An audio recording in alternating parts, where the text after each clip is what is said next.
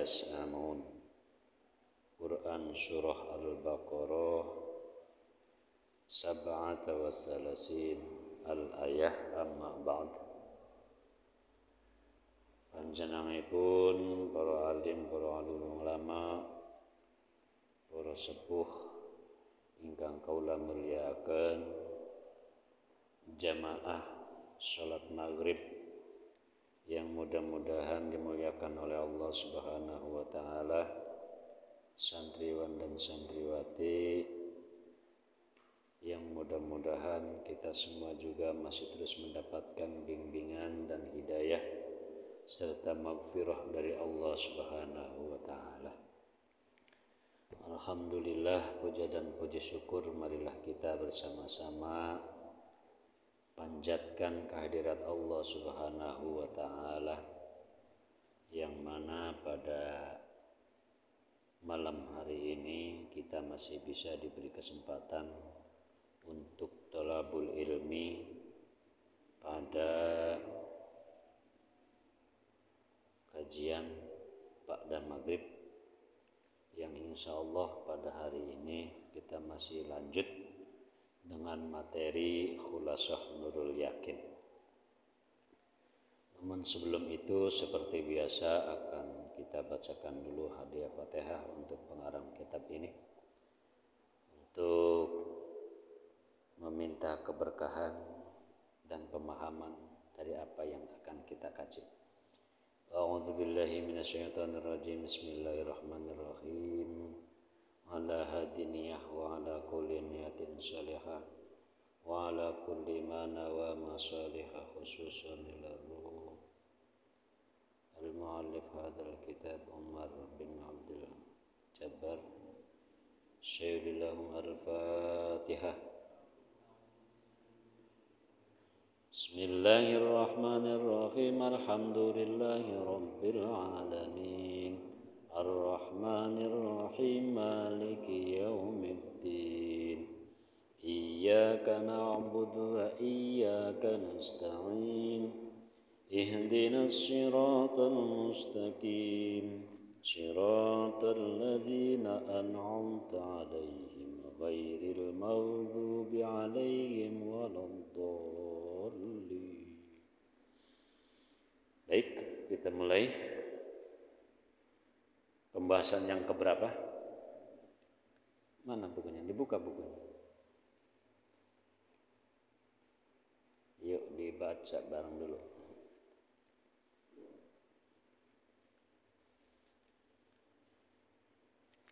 Pembahasan yang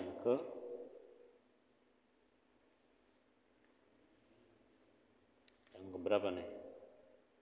Yang ke-6 ya. Sudah ketemu halaman 20.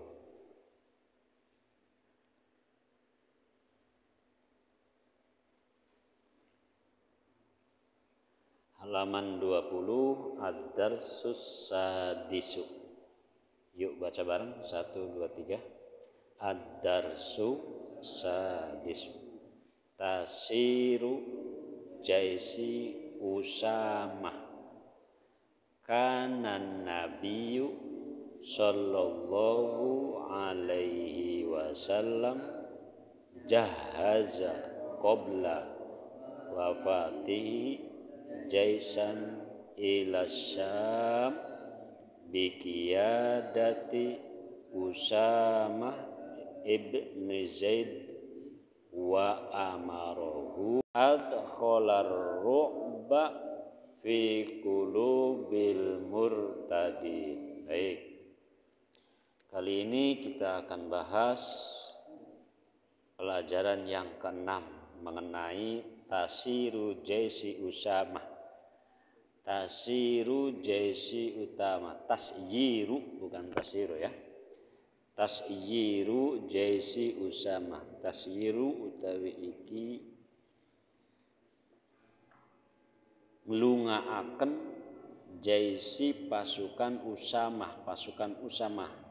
Jadi dalam pelajaran yang ke-6 ini adalah merupakan tugas pertama daripada Khalifah Abu Bakar as-siddiq setelah dirinya dibaiat menjadi khalifah. Tugas pertamanya adalah mengirim pasukan yang dipimpin oleh Usamah. Tugas pertamanya. Siapa itu Usamah? Usamah itu adalah anak angkatnya Rasulullah Shallallahu Alaihi Wasallam. Kenapa diangkat menjadi anak? Karena Usamah ini adalah anak daripada Zaid bin Haris, di mana pada saat itu Zaid bin Haris merupakan pembantu ayahnya Rasulullah. Siapa ayahnya Rasulullah? Abdullah. Dulu punya pembantu, biasa namanya pedagang punya pembantu, namanya Zaid bin Haris. Ibunya Usamah nih, namanya Ummu Aiman. Dan kebetulan Ummu Aiman itu juga masih menjadi pembantunya keluarganya Rasulullah. Bahkan Ummu Aiman ini merupakan salah satu wanita atau ibu yang mengasuh Rasulullah Shallallahu Alaihi Wasallam ketika Ibu Aminah meninggal. Maka yang ngasuh adalah salah satu diantaranya Ummu Aiman atau ibunya Usamah bin Zaid. Jadi masih dalam lingkungan keluarga. Jadi Usamah bin Zaid itu dibesarkan dalam lingkungan keluarganya Rasulullah. Bahkan Usamah itu adalah merupakan salah satu laki-laki kategori orang pertama yang masuk ke dalam Islam. Salah satunya Usamah bin Zaid. Kana nabiyyu anak sapa Kanjeng Nabi Muhammad sallallahu alaihi wasallam jahaza iku nyiapaken sapa Kanjeng Nabi qabla ing dalam sedurunge wafate Kanjeng Nabi. Apa yang disiapkan? Jaisat, sebuah pasukan. Jadi sebuah pasukan jaisan ila Syam untuk menuju Syam, perbatasan Syam. Biqiyadati Usamah, dengan panglima pasukannya adalah Usamah bin Zaid. Wa amarolan merintah sapa Kanjeng Nabi ing Usamah ila haitsu maqtali walidihi, untuk menuju tempat di mana ayahnya Nabi meninggal. Abdullah meninggalnya di mana? Ya, di perbatasan Syam di situ. Karena pada saat pulang dari berniaga,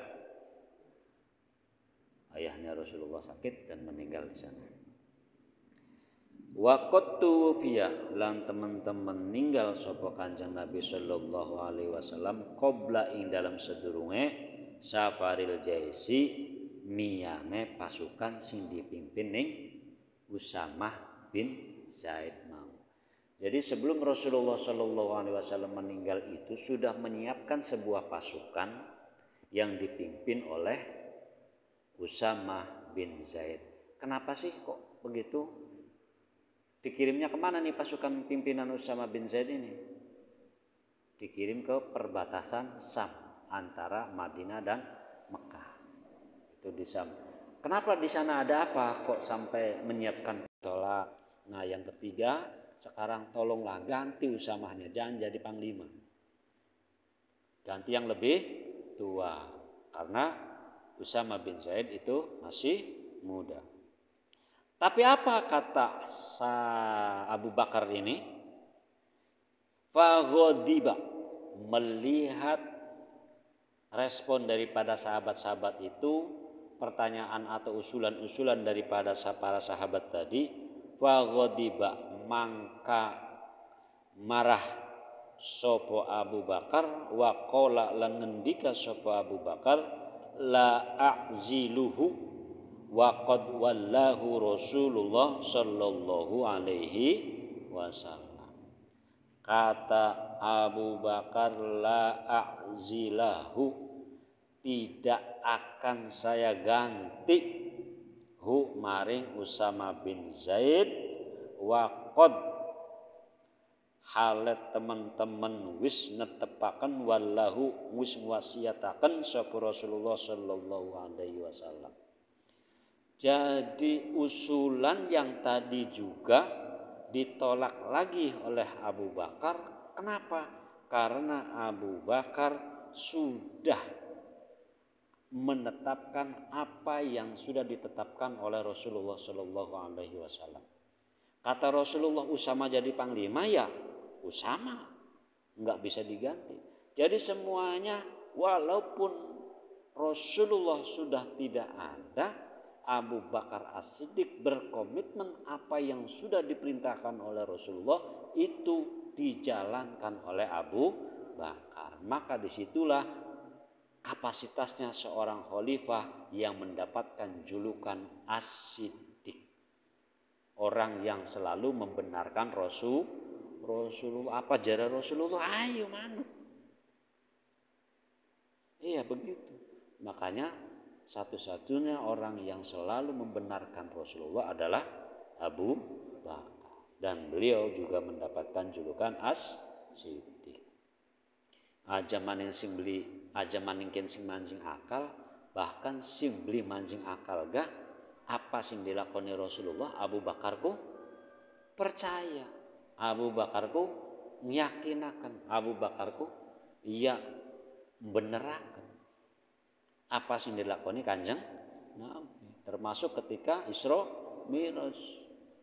Pertama kali Isra Mi'raj yang meyakini adanya Rasulullah dari Masjidil Aqsa ke Sidratul Muntaha kemudian kembali lagi itu siapa?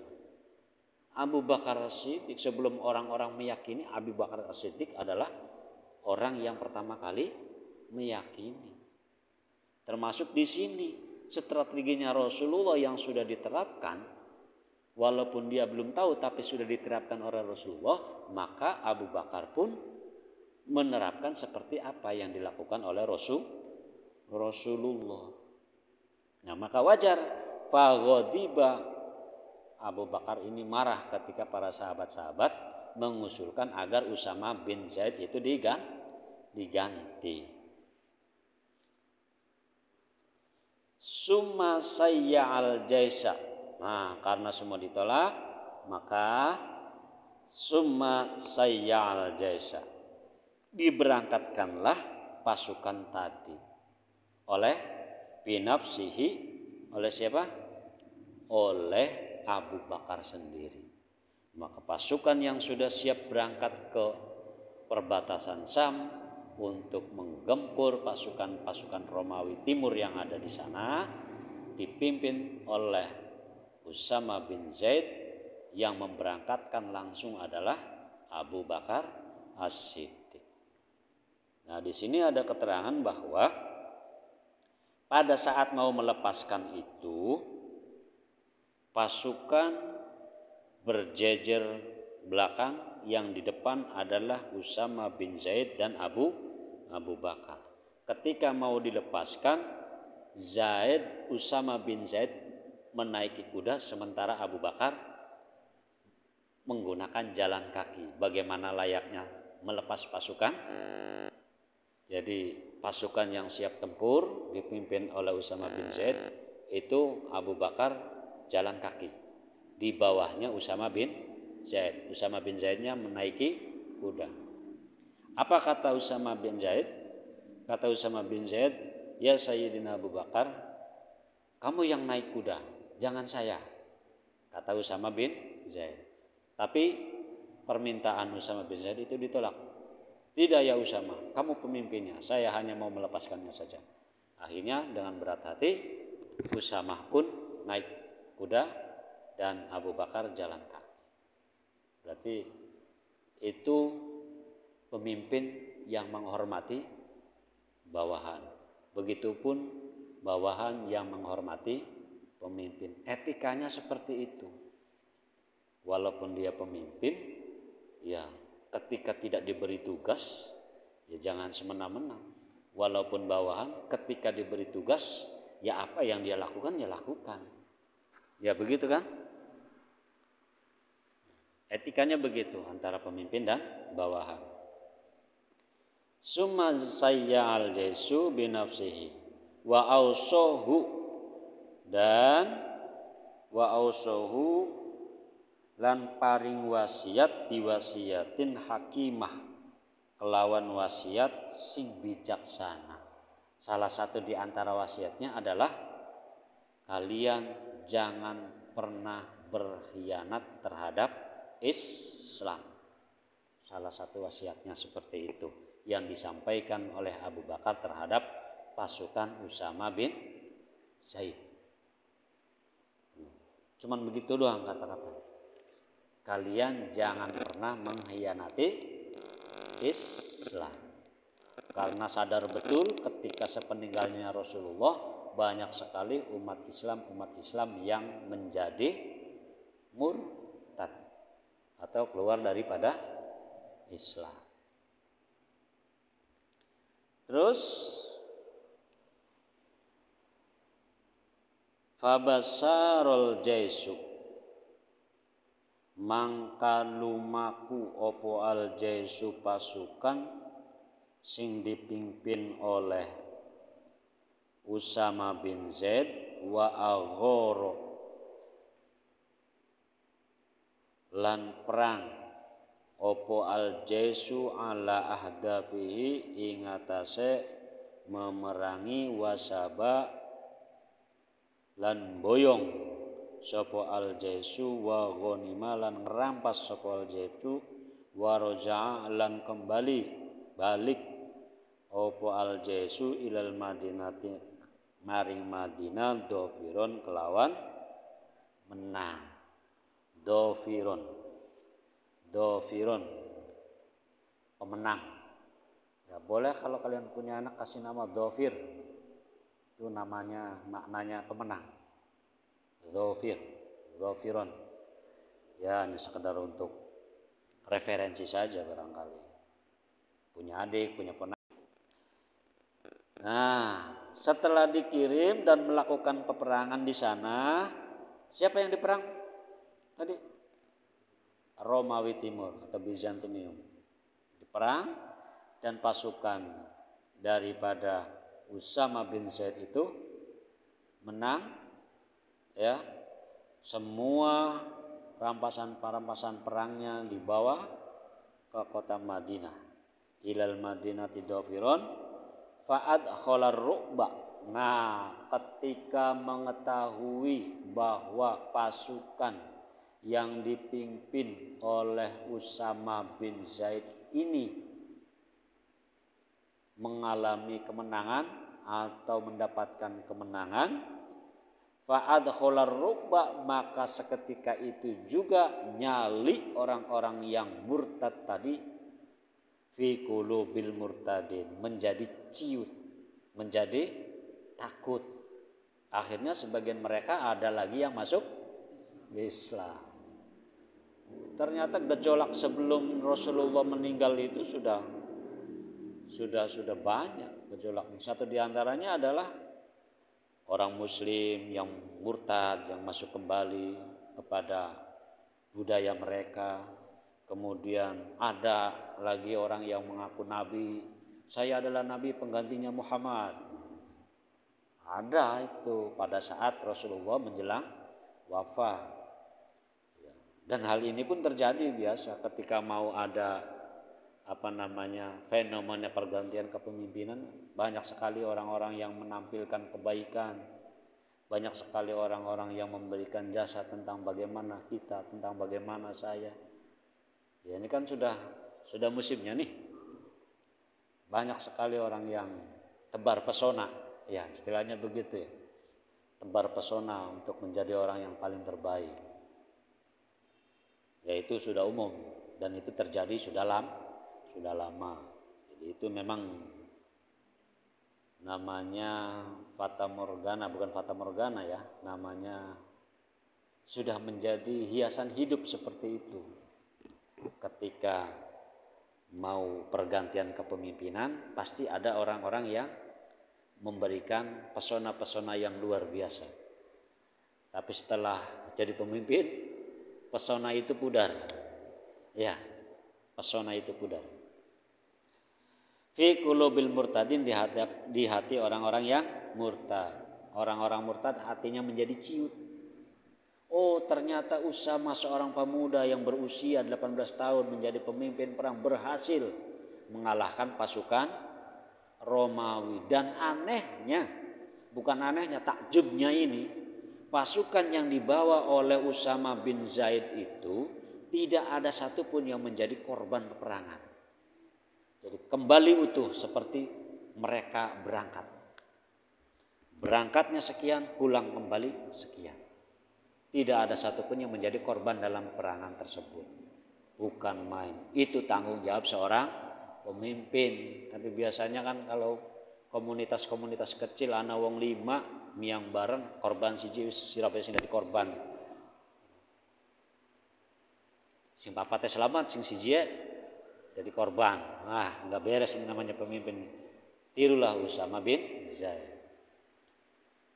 Ya, itu kiprah daripada Abu Bakar As-Siddiq dalam menjalankan tugas sebagai khalifah pertama.